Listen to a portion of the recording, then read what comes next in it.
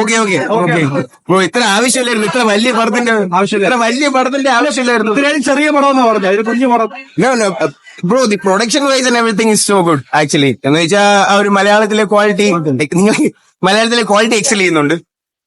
But ഇത്രയും വലിപ്പം വേണ്ടായിരുന്നു ബ്രോ പടത്തിന്. 1 മണിക്കൂറിന്റെ അവിടെ 2 മണിക്കൂറാക്കി നല്ലായിരുന്നു. മമ്മൂട്ടി കൊള്ളത്തില്ല, പോറോ. ലൂസിഫറാണ് കുറച്ചുകൂടി ഇഷ്ടപ്പെട്ട. ലൂസിഫർ കമ്പയർ ചെയ്തപ്പോ കുറച്ചിടും കുഴപ്പമില്ലായിരുന്നു. നല്ല പടം, നല്ല പടം. പടം കൊള്ളാം. ഞാൻ ഇന്നലെ SDFS കണ്ടായിരുന്നു.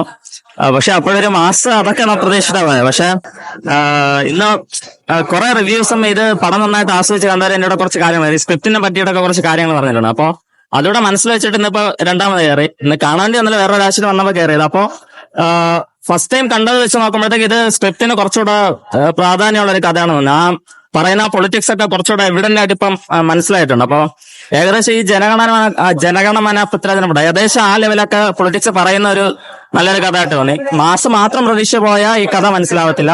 പൊളിറ്റിക്സ് നോക്കിപ്പോയാണെങ്കിൽ സ്റ്റോറി അടിപൊളി. പിന്നെ റൈറ്റർ പറഞ്ഞ പോലെ കണ്ടന്റ് ഓറിയന്റഡ് പടമാണ്. അത് അങ്ങനെ തന്നെ കാണുകയാണെങ്കിൽ എല്ലാവർക്കും നന്നായി ഇഷ്ടപ്പെടും. അങ്ങനെ നെഗറ്റീവ് വരാൻ എന്തായിരിക്കും കാരണം?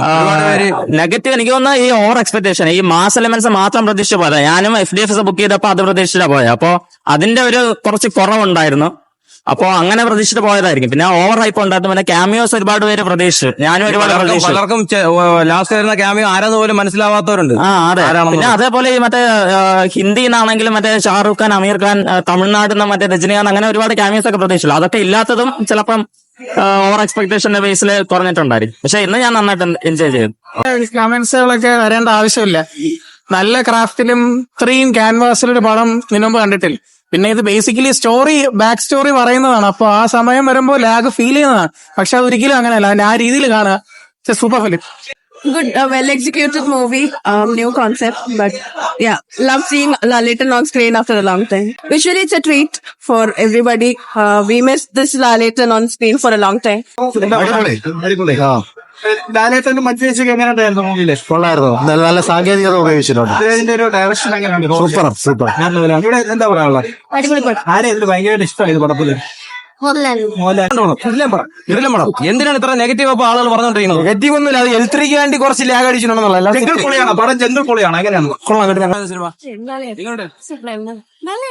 അടിപൊളിയാട്ടോ, മേക്കിംഗ് ഒക്കെ അടിപൊളി. പ്രത്യേകിച്ച് കഥ എന്ന് പറയാനല്ലോ, പക്ഷെ കാണാൻ പറ്റിയ ഒരു എക്സ്പീരിയൻസ് ഉണ്ടല്ലോ, അത് നമുക്കൊരു ശരിക്കും രോമാഞ്ചം. ഓരോ സീനിനും കൈയടിക്കാൻ തോന്നും, അങ്ങനത്തെ ഒരു എക്സ്പീരിയൻസ്.